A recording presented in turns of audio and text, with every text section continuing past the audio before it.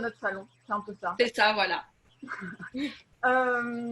Et ben on va plonger dans cette fille de passage. Donc, deuxième roman de Cécile Valavoine après le magnifique Maestro, qui existe toujours et que vous pouvez aussi acheter et commander en librairie.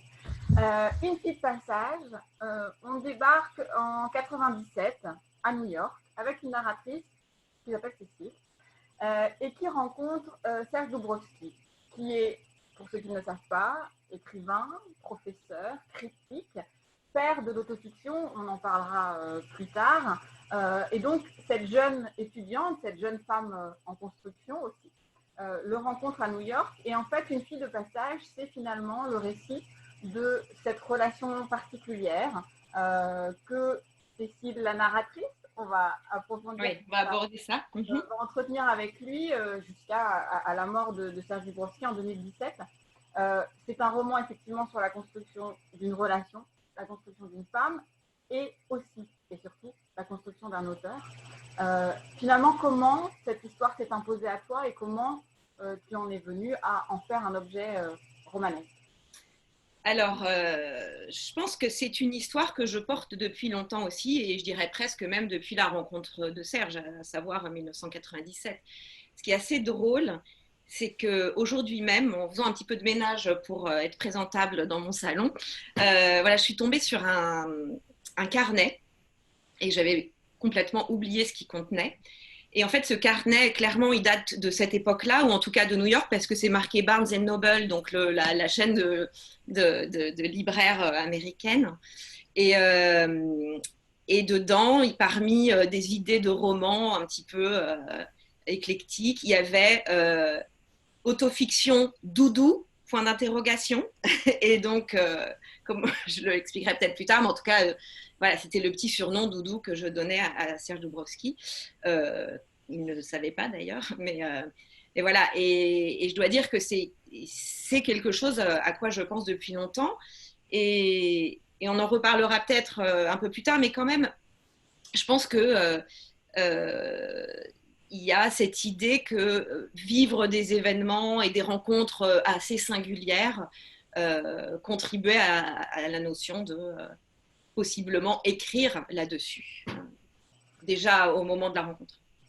Écrire là-dessus, ou d'ailleurs, lui, à un moment de votre relation, et encore une fois, on rappelle que c'était quelqu'un d'éminent, et voilà, c'était un auteur. On est quand même dans une relation particulière, alors on va approfondir un petit peu, mais on est quand même devant une stature qui peut être imposante, qui peut faire peur aussi, quand on est une jeune femme et que certes on fait des études de lettres, mais que l'écriture n'est pas encore totalement devenue un quotidien, qui un jour te dit vous devriez écrire. Oui, alors, c'est-à-dire que d'abord, je l'ai rencontré en tant que professeur à l'Université de New York. Et au moment où je l'ai rencontré, disons même un tout petit peu avant la rencontre en tant que professeur, je connaissais son nom parce que dans mes classes d'Hippocagne, j'avais entendu parler de lui. Mais, et ça, je le raconte, pour moi, on l'appelait le grand critique. Qu'est-ce que c'est qu'un grand critique? Pour moi, c'était dans les livres, mais ça n'existait pas réellement.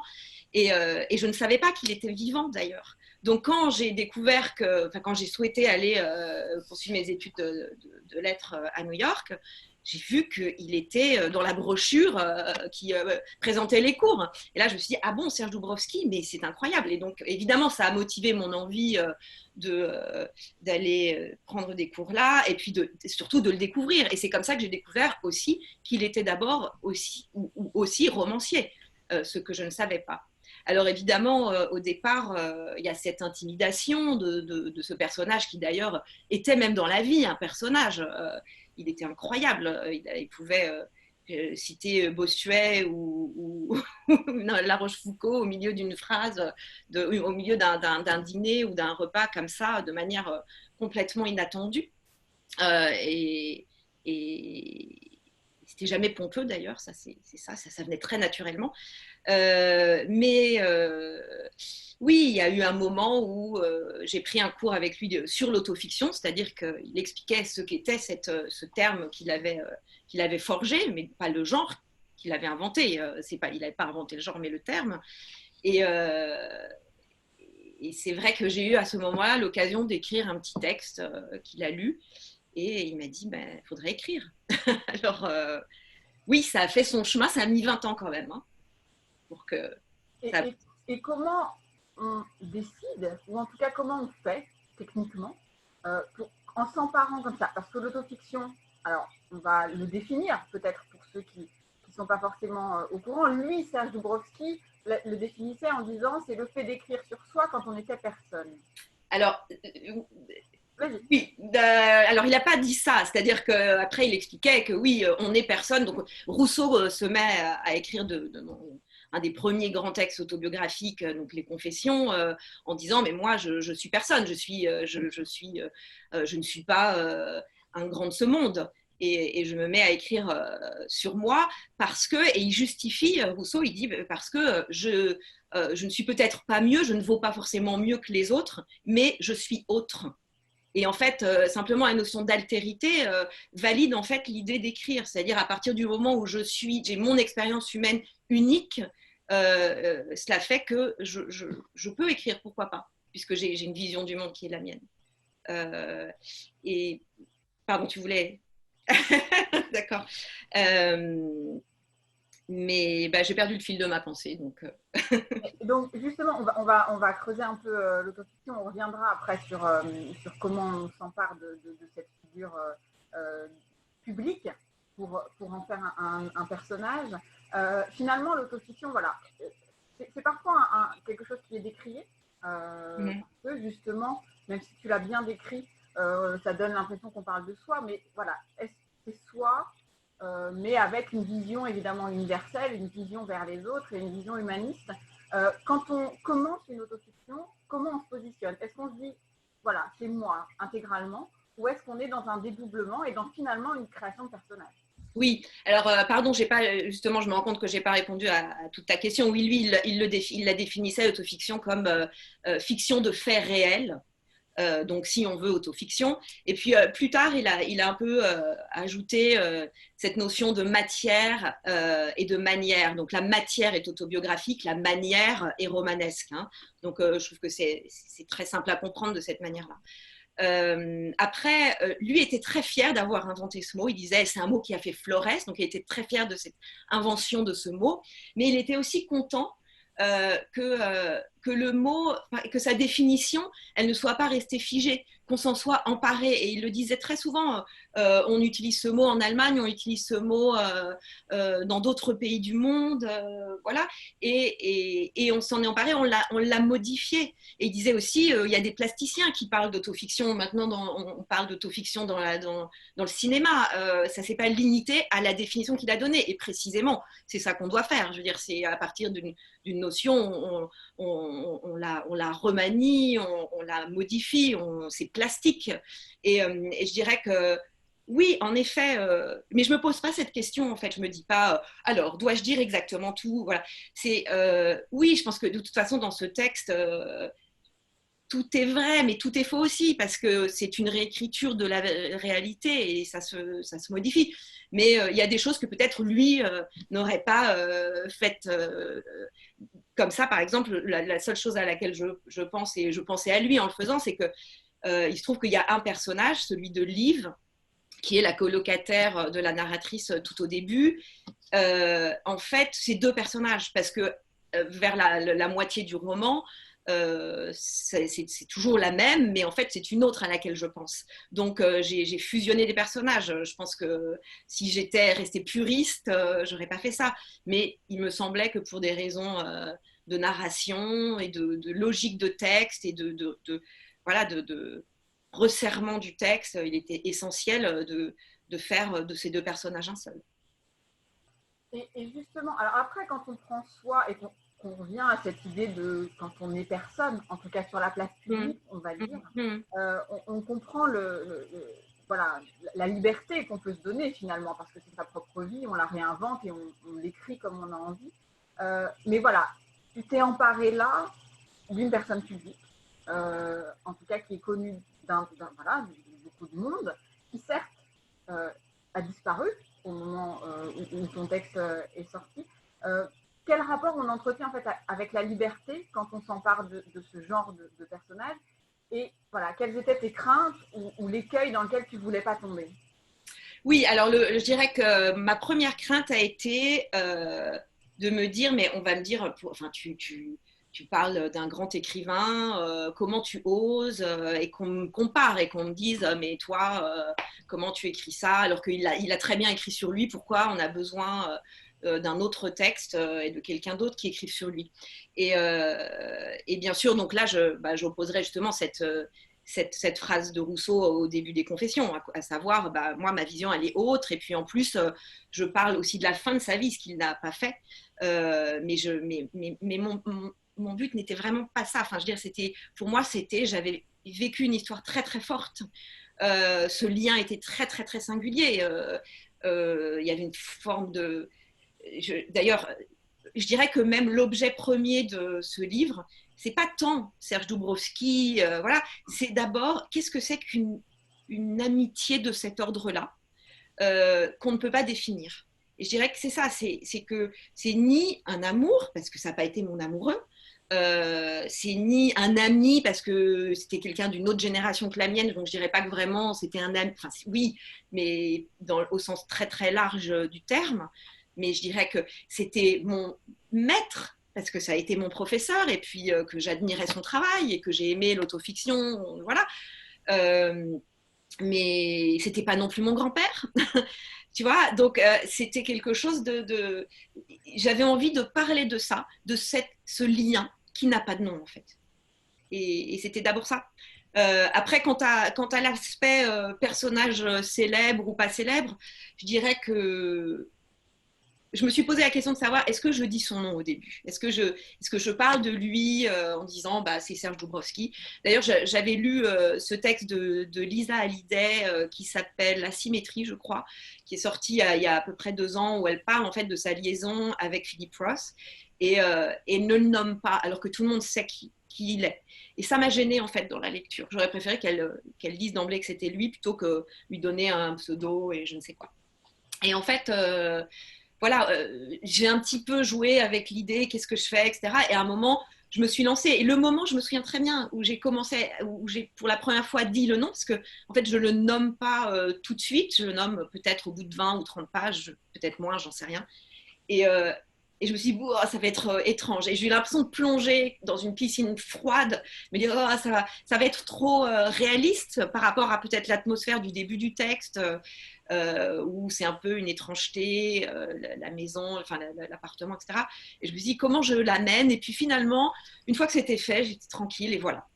Donc, Et puis finalement, qu'on le connaisse ou pas, en fait, oui, mais comme tu disais, c'est pas l'important. C'est-à-dire non, que déjà, on va rappeler que c'est écrit roman sur la couverture, oui, ce n'est ni une biographie, ni voilà, c'est l'histoire de votre relation et comme toute relation, elle est singulière, que ce soit quelqu'un voilà, de public ou de connu. Et encore une fois, pour ceux qui n'auraient pas encore lu Une fille de passage, que l'on connaisse ou pas Serge Doubrovski, là n'est pas la question en fait.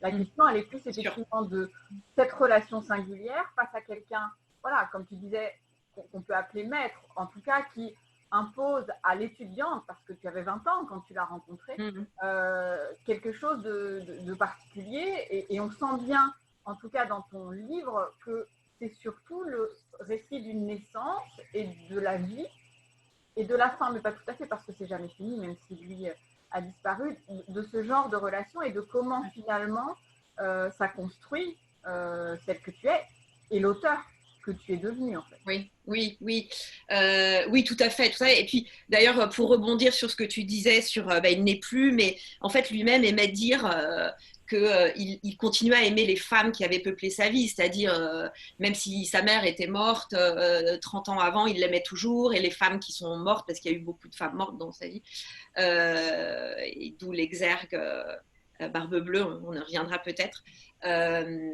Mais qu'il continuait de les aimer. C'est pas parce qu'un être est mort qu'on ne l'aime plus. Et donc, d'ailleurs, aujourd'hui, j'ai eu envie de réécouter sa voix et donc j'ai écouté une émission de France Culture et j'entends sa voix et j'ai l'impression qu'il est là.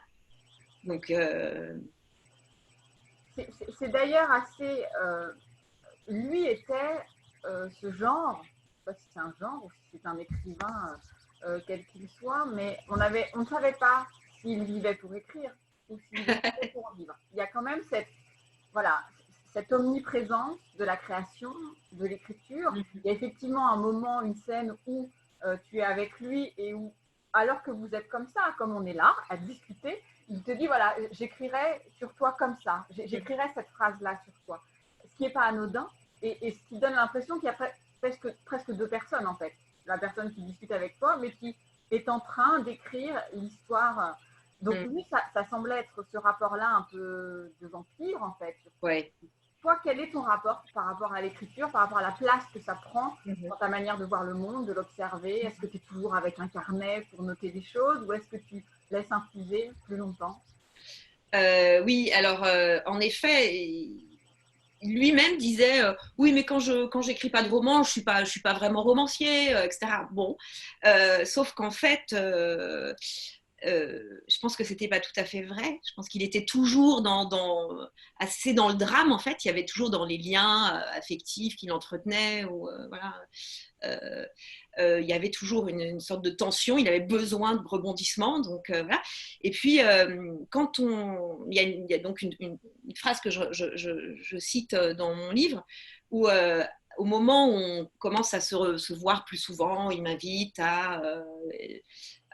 donc là je parle de la vraie vie, mais c'est aussi dans le texte, à dîner. Il y a un moment où il m'a dit, tout simplement, il était à table, et alors qu'on était amis, on se fréquentait, on dînait ensemble, mais il ne se passait rien de particulier, en tout cas pas amoureusement. Et il m'a dit, si je devais écrire sur nous, j'écrirais ça. On se vouvoie, on se louvoie. Parce qu'évidemment tout était sur les jeux de mots et les assonances, etc. chez lui. Et il a déjà pensé à comment il écrirait s'il écrivait sur moi. Et je pense que, je dirais que voilà, c'est une façon de voir le monde de manière romanesque. Enfin, on vit les choses, parce que ça voulait dire aussi, si on y réfléchit bien, qu'il se projetait déjà dans l'idée que nous aurions une relation et qu'elle serait certainement durable, ou en tout cas, voilà, ce qui n'a pas été, enfin, en tout cas pas une relation amoureuse. Ça a été une relation très durable, mais pas amoureuse. Et en fait, je pense que moi aussi, je vis souvent les événements de cette manière-là, c'est-à-dire que, et en particulier dans ma jeunesse, j'irais peut-être un peu moins maintenant, mais avec l'envie de provoquer le réel, de provoquer des événements. Et d'ailleurs, je sais pas, j'ai envie de parler de ça parce que c'était quelque chose qui m'a beaucoup marqué. C'est lui qui m'avait fait découvrir Nadja. Donc j'avais lu Nadja parce qu'on en avait parlé. Et dans Nadja, c'est le hasard objectif, c'est-à-dire c'est le promeneur, le flâneur dans Paris qui va provoquer des événements et qui rencontre Nadja et qui est plus surréaliste que lui. Qui va être finalement internée. Mais bon, enfin, en tout cas, l'idée que c'est ce hasard qu'on va chercher. Et là, donc, aller provoquer des situations. Et c'est-à-dire, quand dans cette relation avec Serge, j'avais tout à fait conscience d'être dans une relation un peu atypique et qui me mettait d'ailleurs assez mal à l'aise. Et étonnamment, si je peux me permettre de rajouter un petit détail entre la vie et la fiction, c'est qu'une de mes amies proches, qui, qui à l'époque on s'est rencontrés à New York, Aurélia, et qui connaît cet appartement parce qu'elle y est allée. Et on avait fait des fêtes folles là, dans cet appart. Et quand elle a lu le texte, elle m'a dit, mais je ne savais pas, je savais que tu avais un lien avec lui, mais j'avais aucune idée que c'était une relation aussi proche, aussi singulière et surtout aussi intime. Et elle me dit, ah, mais c'est étonnant quand même. Et plusieurs amis m'ont dit, mais finalement, tu parlais pas de tout ça. Et avec Maestro aussi, avec la musique, peut-être que je parle pas forcément de tout ça. Voilà. Ton jardin secret. Ouais, un peu. Les choses qui, voilà, qui te fondent restent un peu secrètes. Serge Lupinski disait que lui, quand il a commencé à écrire de l'autofiction, c'était pour se consoler. La mort de sa mère, en tout cas, c'était le seul moyen qu'il avait trouvé pour survivre à ce drame-là. Est-ce qu'il y a de l'ordre pour toi, de la consolation dans l'écriture, ou en tout cas sur cette histoire-là, parce qu'on te sent ému, évidemment, par sa disparition. Est-ce qu'il y avait de cet ordre-là aussi, d'avoir besoin d'écrire cette histoire-là à ce moment-là, même si ça fait 20 ans peut-être que tu sais que cette histoire-là naîtra, mais en tout cas à ce moment-là, à cet instant-là? Oui, alors, oui, je pense que il m'a fallu attendre que Serge meure, hein, évidemment. Je n'aurais pas écrit cette histoire, en tout cas pas dans sa globalité comme ça. Mais j'avais déjà écrit des fragments. En fait, le premier texte que j'ai écrit, qui n'a jamais été publié, qui n'était pas abouti, et voilà, c'était un texte sur la judéité, parce que pendant mes années new-yorkaises, et puis même toujours, enfin voilà, j'étais très plongée dans un monde, je dirais, judaïque. J'ai vécu dans un quartier orthodoxe à Crown Heights, à Brooklyn. J'avais des amis juifs qui m'invitaient à Shabbat tous les vendredis soirs. Voilà. Et donc, j'ai commencé à écrire un petit peu sur Serge, de manière fragmentaire, parce que ça faisait partie de cet ensemble, parce que la judéité, même si il n'était pas du tout religieux, évidemment, elle avait plus que profondément marqué. Enfin, je veux dire, c'est la base de son œuvre. Mais donc voilà. Mais je dirais aussi que donc j'avais déjà écrit sur lui avant, et ça m'a d'ailleurs été utile parce que c'était des choses peut-être plus fraîches dans ma tête, et il y avait quelques détails que j'ai pu réutiliser ensuite. Mais je dirais que oui, c'est la notion de nostalgie est très très présente. Enfin, j'ai l'impression d'avoir toujours été nostalgique de quelque chose, même enfant, donc je ne sais pas pourquoi, mais donc écrire, c'est forcément une forme de consolation, effectivement. Et donc là, c'était pas forcément se consoler de sa mort, quoique, mais c'était garder un peu, garder vivant. En fait, je pense que moi qui suis très conservatrice finalement dans ma façon de vivre, enfin, qui suis toujours là, vous voyez par exemple les fleurs qui sont derrière moi, on me les a offertes, c'est mes parents qui me les ont offertes pour mon anniversaire, et elles commencent déjà à faner, je peux pas les jeter. Voilà. Donc c'est ma manière de voir le monde, et je pense que avec l'écriture, c'est pareil. Et c'est drôle ce que je repense en parlant de ça. Je pense qu'on peut le voir comme envie de garder quelque chose. Donc écrire de l'autofiction, c'est aussi d'une certaine manière ne pas perdre sa vie. C'est la garder vivante. Mais je me souviens de la fin, je crois, de Mémoire d'une radine de Catherine Cusset, où elle dit finalement écrire c'est un truc de radin. Parce que c'est une manière de garder sa vie, quoi. On l'a pas complètement perdue. Et alors c'est une façon de voir les choses. Moi je dirais que c'est une chose peut-être de nostalgique, mais l'idée est la même. Et de garder justement, on va rebondir, c'est formidable. Parce qu'effectivement, il y a cette relation entre la narratrice et Serge Zubrowski, et il y a les lieux. Déjà dans ton premier roman, on sentait cette importance. Les lieux, les décors, tu as une écriture. J'aime pas trop quand on qualifie les écritures de visuel, mais il y a de ça. C'est-à-dire que on plonge dans un univers que tu décris admirablement bien, sans que ce soit des descriptions qui font 4 pages et dont on. Voilà. Mais justement par le sens du détail. C'est pour ça qu'avec ces fleurs derrière toi. Et dès les premières scènes dans Une fille de passage, on plonge dans cet appartement de Serge Zubrowski, appartement que tu vas occuper avec deux amis étudiants pendant que lui repart à Paris. Comment, pourquoi peut-être, ou comment on écrit les lieux? C'est très difficile d'écrire les lieux, de faire sentir à quelqu'un qui n'est jamais allé à New York ou qui n'a jamais vu cet appartement, et on est sans doute tous ceux qui n'ont jamais vu cet appartement. Voilà, comment on parvient à dresser un décor, comment toi tu le travailles, cette atmosphère, cette ambiance et le décor, finalement presque comme un décor de cinéma, c'est-à-dire qu'on a l'impression que ton histoire, on ne peut pas la changer de décor, on ne peut pas la mettre ailleurs. Le décor fait partie de l'histoire. Alors, je sais pas ce qui est, je sais pas, comment. J'ai juste une idée là qui me vient, c'est qu'un de mes amis m'a dit, tu vois, c'est drôle parce que quand j'ai lu la description de cet appartement, j'ai pensé à celui de mes grands-parents, qui est certes à Paris, mais ça m'a fait penser à ça. Et donc, je me suis dit, ah oui, c'est intéressant parce que forcément, quand on décrit des lieux, on se projette quelque part, et souvent quelque part qu'on connaît déjà. Et voilà, donc c'est touchant d'imaginer que chacun se représente quelque chose. Après, est-ce que je sais pas, c'est un appartement qui m'a tellement marqué et je savais qu'il y avait vraiment, ça devait se jouer là-dedans, ça devait se jouer dans cet endroit. Euh, et donc,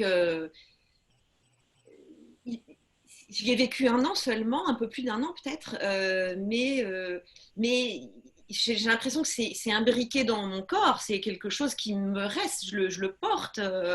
Euh, et donc, c'est très facile en fait je dirais que c'est pas. Enfin, après, il y a du travail, bien sûr, de réécriture, mais cette scène d'entrée dans l'appartement pour la première fois, le KGB, le long couloir, finalement, ça, je dirais, enfin, c'est ce qui me vient. Je peux pas te dire que c'est ouais, je vais faire ça comme ça. Non, non, euh, c'est voilà, je savais qu'en plus, bon, cette hantise de cette femme qui avait habité les lieux et dont ma narratrice est hantée, et par laquelle elle est hantée, je veux dire, devait être, donc forcément, ça devait être forcément confiné d'une certaine manière dans ce lieu, puisque ce fantôme de femme, ce fantôme de Ilse, il ne pouvait être contenu que dans un appartement. Donc forcément, il y avait cette importance du début. Oui. Alors, peut-être que la meilleure manière de comprendre et ton écriture et cette plongée dans l'appartement, c'est que tu nous fasses voilà, une petite lecture de la première page, histoire qu'on entende. Si vous avez envie de plus, sur la page Facebook de Cécile, elle a fait des lectures magnifiques avec sa voix, avec les voix d'Elisabeth Lavoine et Sophie Lemp notamment. Donc, je vous invite à aller voir. Mais là, pour qu'on entre un peu plus avec toi dans cet appartement, je te laisse lire. Mais je peux lire la première page ou la première page et demie du texte qui est voilà, entrée dans cet appartement de Serge Dubrovsky. C'était la première fois qu'il m'invitait. J'avais sonné, les bras chargés de soleil. Sa voix s'était aussitôt fait entendre. Il me priait d'entrer. J'avais trouvé la porte entrebâillée et lui, assis sur le grand canapé du salon, pliant le New York Times. Il s'était levé, s'était saisi des fleurs, un peu surpris, les avait disposées dans le vase en cristal qu'il était allé chercher dans un placard de la cuisine, ce que j'avais pu observer puisque la dite cuisine n'avait pas de porte et qu'une large ouverture, sorte de bar, la reliait au salon. Puis, posant le bouquet sur une vieille table en chêne, placée sous un lustre en étain, il m'avait demandé quelle chambre je comptais choisir. La question m'avait semblé tout à fait naturelle, même si je n'étais jamais venue chez lui. Les lieux ne m'étaient pas inconnus. Il le savait. Tout comme moi, je savais que je ne choisirais pas la chambre bleue avec les lits jumeaux et les vestiges de sa vie conjugale, ni non plus celle proche du salon où il lisait et travaillait. Il m'avait conduite à travers les pièces, et quand nous étions arrivés devant un cagibi dans le couloir, juste avant la grande chambre du fond, celle qui lui servait de bureau, la plus grande, avec sa salle de bain et son dressing, il m'avait déclaré que s'il venait à mourir, il me faudrait en briser le cadenas afin de rassembler ses manuscrits et les remettre à l'institut dont j'ignorais alors le nom. Il m'avait aussitôt noté sur un morceau de papier. Il aurait pu tout simplement me dire où se trouvait la clé du cadenas à briser, mais il n'en avait rien dit, et j'avais, dans une sorte de panique, pensé que je risquais de ne pas savoir comment m'y prendre, n'ayant jamais brisé de cadenas. Voilà. Voilà, jolie entrée en matière parce que c'est le début de roman et parce que vraiment ça reflète ton écriture. On a parlé du volet créatif de l'autofiction et de soi avec soi quand on écrit. Quel est le rapport au lecteur finalement parce que écrire est une chose, donner à lire avec cette volonté d'être publié en est une autre. D'ailleurs, Serge Dubrovsky parlait de cette intimité qui pouvait se créer en fait entre le lecteur et l'auteur quand on sait. Parce qu'il y en a qui écrivent de l'autofiction, mais très déguisé, très voilà. Là, il y a une posture, tu utilises ton prénom, la narratrice a ton prénom. Enfin, il n'y a pas de volonté de se cacher voilà, dans un faux double. Du coup, quel rapport on entretient avec les lecteurs? Ben justement, c'est très c'est difficile. je crois que c'est Michel Léris qui, dans L'Âge d'homme, dit en fait, parler de soi, écrire sur soi, c'est descendre dans l'arène et d'être entouré des taureaux. Et voilà quoi. C'est risqué en fait. C'est sûr, c'est se mettre à nu. Mais ce que je disais tout à l'heure à propos de certaines amies qui m'ont fait la réflexion, mais on ne savait pas tout ça de toi. Effectivement, c'est pas forcément des choses dont je parle. Alors, c'est des choses du passé aussi, dont j'en parle pas forcément là. Mais c'est très étrange parce qu'il y a ce besoin de le dire et en même temps, j'ai conscience de me mettre à nu. Et là, je suis en train de penser à Annie Ernaux, qui dans une femme, c'est pas une femme, c'est dans Passion simple, dit que en fait écrire sur soi, on pourrait dire que c'est de l'exhibitionnisme, mais non. Parce que l'exhibitionnisme, c'est le plaisir de se montrer en direct, tandis que l'écriture de soi, c'est on écrit, on est dans son coin, on fait notre petite cuisine tranquillement, et puis à un moment, on sait qu'on on va nous lire, mais que ce n'est pas simultané, et on ne sait pas ce qui se passe dans la tête des lecteurs quand ils lisent. Donc il y a un côté, bon, allez, je regarde pas, et voilà, c'est comme ça. Mais c'est vrai que ça peut, alors en l'occurrence avec ce texte, je dirais que, alors même s'il n'était pas là pour valider le fait qu'il était d'accord ou non que j'écrive sur lui, mais bon, je pense que quand même c'était quelqu'un qui a passé sa vie à écrire sur lui, donc je ne pense pas qu'il aurait été contre, même si j'aborde des choses dont il n'a pas parlé, bien sûr. Mais il y avait quand même, j'ai entretenu un lien, enfin j'entretiens un lien très fort avec l'épouse de Serge Doubrovski. Et donc, le fait qu'elle m'ait dit je veux bien que tu écrives sur lui, parce que je lui ai d'abord posé la question, a fait qu'il y avait une forme de soulagement, je pouvais le faire. Bon, après, en ce qui me concerne, moi, ma vie privée, ce que je peux révéler de choses privées, c'est, oui, ça fait peur. Je veux dire, quand des membres de votre famille lisent des pages que vous écrivez, moi, y a, ou même des amis ou des parents d'amis qui ont dit, moi, j'ai pas pu lire parce que c'est toi, on te connaît trop. Voilà, des proches m'ont dit, mais pour moi, c'était trop proche et j'avais l'impression que tu nous livrais des choses que tu ne nous as jamais dites. Donc, comment faire? Et donc, je pense que ça peut être un problème pour ceux qui lisent et qui sont proches. Mais après, les lecteurs que je ne connais pas, je dirais que non, ça ne me gêne pas. Et du coup, quelle place ça prend ça quand justement le regard des autres, le fait que tu parles de toi et que tu ne vis pas seul dans un monde sans connexion? Bon, là, on a un peu l'impression. Mais... Oui, on a l'impression, mais je vois le chiffre en bas. Quel rapport on entretient avec une espèce d'autocensure finalement? De se dire, est-ce que j'ai une liberté totale ou est-ce que je fais attention à la façon dont je parle des gens, au sujet dont je parle? Oui, alors moi, je dirais que j'ai vraiment une volonté d'être dans quelque chose d'aimant. Je ne veux pas blesser, je ne veux pas faire de mal.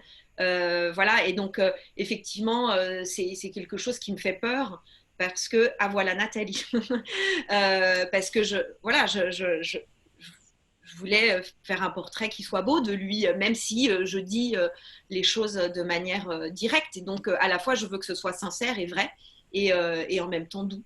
Je pense que c'est ça important. C'est important. Quand Nathalie apparaît, on se sur un point d'essai, parce que c'est passionnant ce que je viens d'entendre. J'ai trois petites questions et après je relaisserai la parole à Charlotte. Alors moi, je t'ai écouté avec beaucoup d'attention et j'ai l'impression que tu es très attentive aux objets, tu as un rapport très particulier, tu es nostalgique. Moi, je voudrais savoir, une fois que ton roman part en librairie, est-ce que tu es de ceux qui sont très stressés, qui suivent leur bébé jusqu'au bout, ou tu te détaches complètement comme certains en disant bah, j'ai passé la main, maintenant c'est plus à moi, j'ai fait le job, c'est aux autres? Peut-être que j'ai eu plus de difficultés avec le premier. C'est vrai que voilà, je veux pas. Il y avait cette peur d'impliquer les autres, dont on vient juste de parler. Donc c'était vraiment effrayant de me dire comment ça va être perçu, est-ce que il y a des gens qui vont m'en vouloir, ou, voilà. Avec celui-là, moins. Alors j'espère qu'au fil des livres, en espérant qu'il y en aura d'autres. J'espère que voilà, je vais réussir à me détacher de cette angoisse, mais non. Alors après, je dois dire qu'il y a aussi eu un phénomène très étrange, c'est que ce confinement a fait que j'ai pas été exposée du tout. C'est mon premier événement, et d'ailleurs je remercie Frédéric, je te remercie Nathalie, évidemment Charlotte, voilà, d'être là avec moi, et ça a un sens particulier parce que Charlotte, voilà, avec les 60 premières fois, elle m'a permis aussi de rencontrer des lecteurs avec le premier roman déjà. Donc voilà, mais d'une certaine manière, ce confinement m'a mise de côté avec ce livre et a fait que j'ai pas eu l'occasion d'en parler, donc d'être exposée. Et ce qui était à la fois très triste et d'une certaine manière, il n'y a pas eu cette confrontation qui peut faire peur quand on parle de soi. Mais ça va arriver là, hein, puisqu'on est ils sont tous rouverts, donc ça va Oui. arriver. J'espère. Alors, moi, j'ai lu ton livre aussi, et il me semble que quelque part, tu as écrit que l'écrivain a fait de moi un double. Quoi, une autre, un double. C'est qui ce double? Il est que différent de toi ou c'est un clone parfait? Alors non, alors là je parlais en particulier du fait que je me suis retrouvée donc dans le dernier livre de Serge Doubrovsky qui s'appelle Un homme de passage, d'où le titre, voilà, que sa femme d'ailleurs a trouvé pour moi, ce qui est extraordinaire. C'était un peu une blague au début, et puis on s'est dit mais non, c'est ça. Et en fait, je dois dire que je ne me suis pas tout à fait reconnue. C'est-à-dire que oui, tout était vrai. Je dirais que les éléments, c'est bien la matière réelle, mais la manière était fictionnelle, au sens où en fait, j'ai vraiment compris ce que c'était que l'autofiction à ce moment-là. Vraiment compris. Parce que, en fait, il donnait à ce personnage de Céline, dans son roman, une fonction. Et c'était celle qui lui faisait prendre conscience au personnage de Serge Doubrovsky, dans son roman, que les jeunes femmes, c'était fini pour lui. Et donc, en fait, ce personnage, il encadre le roman, c'est-à-dire il est c'est très, très bref. Hein. Il y a peut-être 4 ou 5 pages au début, puis une page ou deux à la fin où mon personnage revient. Mais donc, il y a un côté, voilà, ça, c'est terminé. Et donc, il y a une fonction de ce personnage. Et moi, évidemment, j'ai vécu l'histoire, non pas comme le personnage qui va avoir une fonction. Je l'ai vécu, moi, Cécile, et lui, Serge. Et en lisant son roman, je me suis dit, mais non, mais c'est pas moi ça, je comprends pas. Et puis tout à coup, oui, j'ai compris en fait comment on fabriquait, c'est-à-dire on fabrique un personnage qui a un sens dans le roman, et c'est pas la personne dans la vraie vie. D'accord.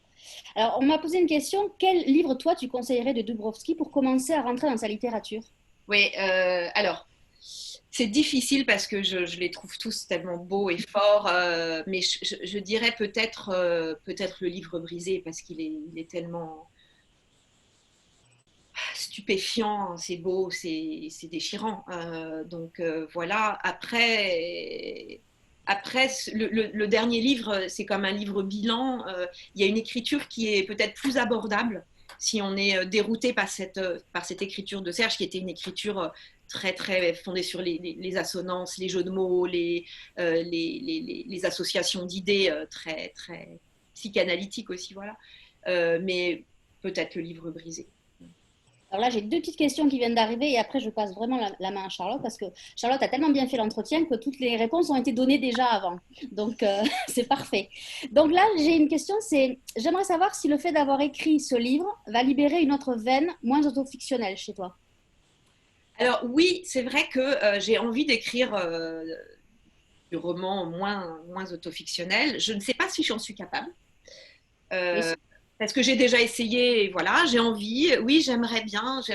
Alors, j'ai un peu à une époque travaillé sur le 19e siècle, et bien sûr, il y a des inspirations. J'aime beaucoup, mais j'en parle dans les 2 livres, en fait, tout ce qui est coïncidence, étrangeté, choses miraculeuses, l'inexplicable. Et évidemment, ça me renvoie énormément au 19e siècle, et j'aimerais construire un roman comme ça. Mais est-ce que je sais me détacher de moi, de mon point de vue? Je ne sais pas. Il faudrait essayer, mais je n'en suis pas sûre. moi, je pense que si, quand même. Ah bon? T'as eu la preuve. Oui, bah oui, quand même. Alors, l'autre question, c'est quelle est la part inventée dans cet ouvrage? La part inventée, c'est la construction. c'est justement ce que je disais au début, la notion de manière et matière. C'est la manière d'écrire, c'est-à-dire d'être cette hantise de ce personnage au début. Alors évidemment, je dirais pas que tout s'est passé chronologiquement tel que je le raconte. Je sais pas, le petit séjour au supermarché en pleine nuit, il s'est passé à plusieurs reprises. Je dis pas qu'il s'est passé dans cette chronologie-là, pas du tout. Mais je dirais que c'est surtout le jeu de construction du texte, les retours en arrière, voilà, qui fabrique le roman. Et je dirais que c'est la langue surtout. Parler de l'obsession, parler de la hantise, mais les faits sont réels. Parfait. Donc, je vais repasser la parole à Charlotte, parce que je crois qu'elle a des choses à te dire aussi. Je reste là, je ne fais pas de bruit, c'est promis. Non, mais comme tu disais tout à l'heure, qu'effectivement, le confinement avait confiné ton livre, il n'y a pas d'autre mot, et notamment la soirée de lancement. Moi, j'avais une question qui n'est pas de moi, qui est d'une amie commune et qui aurait été là, juste à côté de toi, à cette soirée-là, qui est Sophie Lemp. Donc, je te lis sa question. Quand je t'ai rencontré, puis lu au Mans d'ailleurs, j'ai eu l'impression de rencontrer une sœur d'écriture, même si nos styles sont très différents. As-tu toi aussi des sœurs d'écriture et est-ce que leurs livres te portent et t'accompagnent? Oui, alors, et merci Sophie, oui, c'est vrai que, effectivement, moi aussi, je me reconnais tellement dans l'écriture de Sophie, même si nos écritures sont différentes et nos thèmes aussi, le lien, les grands-parents, sa grand-mère, moi, ça m'a énormément touchée. Voilà. Je dirais que oui, j'ai une sœur d'écriture de notre génération, hein, ça serait Laurence Tardieu. Parce que, et en particulier, je pense à son texte Un temps fou, qui m'a extrêmement touchée. Ce côté justement obsessionnel, passionnel, et voilà, et j'ai eu la chance d'avoir noué une amitié avec Laurence et qui m'avait proposé de relire Maestro avant qu'il soit publié. Et d'ailleurs, j'ai failli parler d'elle tout à l'heure parce que quand je lui ai dit que j'avais envie d'écrire sur Dubrovsky, il y a un petit moment déjà, elle m'a dit tu sais, quand tu m'en parles comme ça, moi je vois tout à fait une scène dans l'appartement. Et j'ai beaucoup pensé à elle quand j'ai écrit les scènes dans l'appartement. Oui. Merci. Je vais remontrer. Ah bon, alors les post-it, c'est à vous de les mettre où vous avez envie. C'est pas vendu avec. Ça montre que Charlotte, elle travaille avec une précision, c'est incroyable. En fait, c'est toutes les phrases que j'aime, hein, c'est pas tant, mais bref, il y en a plein. Voilà, c'est effectivement en librairie, donc allez-y, c'est vraiment un roman délicat, pudique. Si vraiment il y en a qui, après notre discussion, se disent « Ouh là là, mais elle raconte sa vie », non, il y a beaucoup de pudeur, il y a beaucoup de sensibilité et surtout, il y a un côté universel qui fait qu'on se projette facilement dans ce type de relation avec, comme le disait Cécile, cette question de comment on vit une relation, comment une relation se construit et comment on les définit finalement, la relation. Donc voilà, je vous invite à aller lire cette fiche de passage et je voulais un grand merci à Cécile pour la confiance que tu m'as accordée. Non, mais c'est moi qui te remercie, Charlotte. Merci beaucoup. Et évidemment à Frédéric et Nathalie pour cette merveilleuse idée. Vraiment, oui. Bravo, vraiment, parce que c'est un travail de dingue. Il faut le dire aussi aux gens qui viennent là et qui sont peut-être frustrés de ne pas apparaître, de ne pas pouvoir discuter, mais c'est un travail de fou. Donc voilà, merci infiniment. Et merci à toutes les deux aussi. Alors, moi, je vais juste redire quelque chose de très important. Alors, le livre, donc, Une fille de passage, est sorti aux éditions Mercure de France. Il est en vente dans toutes les librairies, notamment à la librairie partenaire qui est la librairie Doucet au Mans.